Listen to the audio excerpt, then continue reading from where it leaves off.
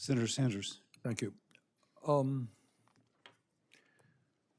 First of all, let me thank all of the panelists, and I think Dr. Altman makes a very good point that AI is going to have a profound and positive impact on the development of new drugs and the ability of doctors to diagnose diseases, and I think we appreciate that, and it'll have an impact on education as well.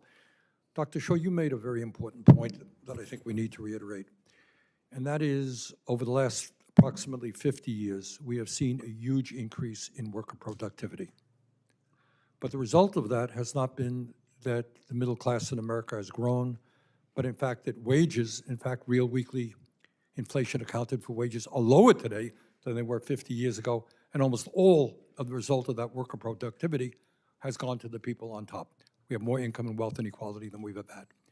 So now as we approach a profound transformation revolution in the economy, where worker productivity is going to explode, do you think workers are going to benefit from that, or will Mr. Musk and the billionaire class be the primary beneficiaries?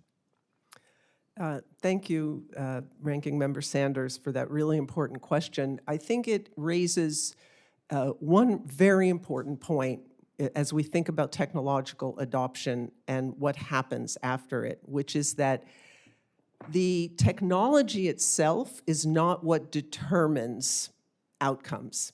It is the context in which technology is used. And I want to point to the first industrial revolution here, because the optimistic economist's scenario was developed by looking at the second half of the Industrial Revolution, the period 1970 until about, 1870 till 1970, a period in which workers gained, unionization occurred, working hours were reduced by a third.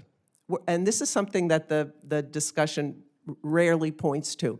If we look at the first 100 years of the Industrial Revolution, it was a period of worker immiseration, growing hours and declining well-being. And let me just jump in and ask you this. And I know there are disagreements. Ms. Pearson kind of reflects one line of thought, maybe right. You know, there's always been a technological revolution. People gain, people lose, but you know, often we gain more jobs. There are many people who know more about this than I do who think that is not the case right now.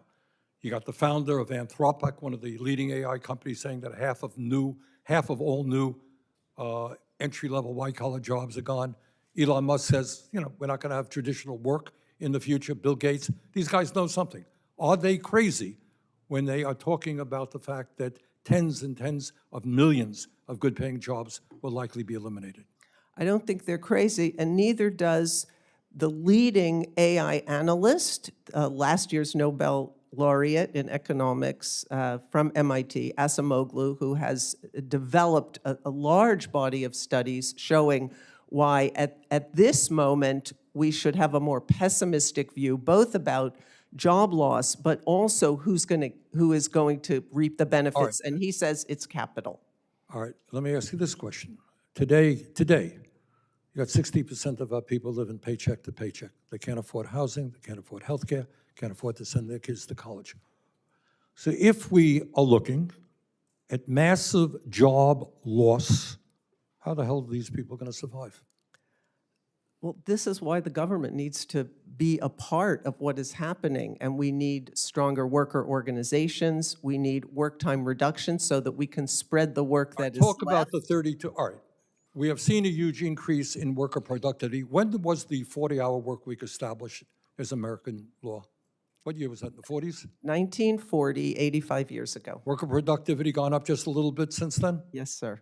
Is there any reason, tell us very briefly about companies around the world and countries who are saying, look, there's an increase in worker productivity, we should be able to reduce the work week to at least 32 hours. Has that been successful around the country, around the world? We have hundreds of companies across many countries, including many in the United States and Canada, a similar economy, who have instituted a 32-hour work week with no reduction in pay and seen tremendous improvements. They've seen improvements in productivity, in worker well-being, in the quality of their businesses, and in their overall model. So, okay. Yes, it is a win-win for business and workers. Mr. Armeo, You touched on another issue. There are not millions of workers at Fenway Park who are going to lose their jobs. But you talked about the quality of the human experience, coming to a ball game, interacting with folks that, and I've talked to some of these workers who have known their fans for years.